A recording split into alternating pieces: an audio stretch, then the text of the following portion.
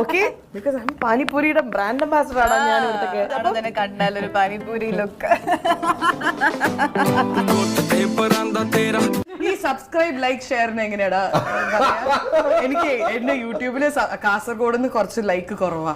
അപ്പൊ നീ ഒന്ന് പറഞ്ഞേ. അതായത് ചാനൽ കണ്ടിട്ട് ലൈക്ക് ആക്കണോ, സബ്സ്ക്രൈബ് ആക്കണോ, പിന്നെ ഷെയറും ആക്കണോ, പിന്നെ ബെല്ലില്ല അത് കുത്തണം. ഇത് എന്നെ ആക്കണ പോലെ ഉണ്ടായിരുന്നു എനിക്ക്. ആക്കണം എന്നെ ഇട്ട് ആക്കണം എന്നാണ് പറഞ്ഞു കൊടുത്തത്. എന്നെ നോവിക്കണം അല്ലേ, കുത്തണം. അതിന് ഒരു സൂപ്പർ സ്റ്റാറിന്റെ മുമ്പിൽ ഇങ്ങനെ ഇരിക്കുമ്പോ നിങ്ങൾക്ക് എന്താണ് തോന്നുന്നത്? പറഞ്ഞോളൂ. സൂപ്പർ സ്റ്റാറിന് മുമ്പിലായിരുന്നു ഇരുന്നിരുന്നെങ്കിൽ നമുക്ക് എന്തൊക്കെ തോന്നുമായിരുന്നു. ഞാൻ കഷ്ടപ്പെട്ട് എഴുതിയ ക്വസ്റ്റ്യൻ ആണ്. ഫസ്റ്റ് ക്വസ്റ്റ്യൻ കണ്ട highlight. How do you feel when you sitting in front of a super star? കീർത്തിക്ക് ഇത് ബാധകമല്ല, because you don't know me much, പക്ഷേ he knows me really well. ഓ, പേളിനെ കുറിച്ചാണോ പറഞ്ഞത്? അടുത്ത question, what's the one thing you always forget to do? Charger കുത്തിയിട്ട് സ്വിച്ച് ഓൺ ചെയ്യാൻ എപ്പോഴും മറക്കും.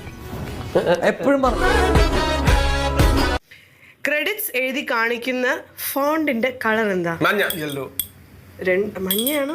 രണ്ടും ഒന്നല്ലേ? മണിയാണല്ലോ അടിച്ചത്. അപ്പൊ ബാലു. ആ ഇതൊന്ന് ശ്രദ്ധിച്ചേട്ടോ.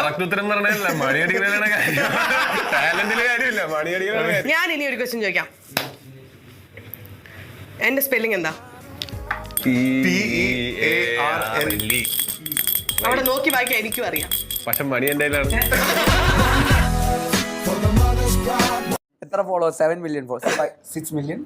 8.3. ഓ വാട്ട് ഇന്നലെ ഒരു പോസ്റ്റ് ഇട്ടു, ഒരു റീലോ അങ്ങനെ എന്തോ. പോസ്റ്റ് ഇട്ടപാടെ 15 കമന്റ് ഇൻ എ സെക്കൻഡ്. എല്ലാം എടുത്ത് നോക്കുമ്പോ മറ്റേ Chetha Gupta contact number. I want love in the guy. Come DM me.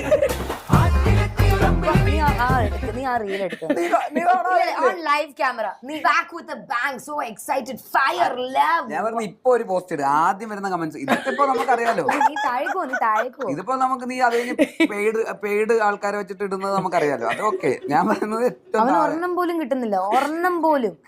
ജിസ്കോ भी सोशल मीडिया पे ഫോളോസ് चाहिए. 500 ഫോളോസിന് 15 രൂപ. ചിലർക്ക് ചില ക്യാരക്ടേഴ്സിനായിരിക്കും ഫേവറേറ്റ് ആവുന്നത്. അതെ, ഇപ്പം ഡീകപ്പിൾഡ് എന്ന് പറഞ്ഞ ഞാൻ കൊറിയൻ ഡ്രാമയാ സത്യം പറഞ്ഞാൽ. ആണല്ലേ? ഇതിന്റെ കിങ് ആ കൊറിയൻ ഡ്രാമയുടെ പ്രശ്നം എന്താണെന്നറിയോ?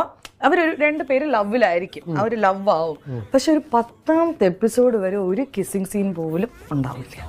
കിസ്സിന് വേണ്ടിയാണോ ഇത് കാണുന്നത്? അല്ല, കാണാൻ പറ്റിയ വേറെ സാധനങ്ങളുണ്ട്.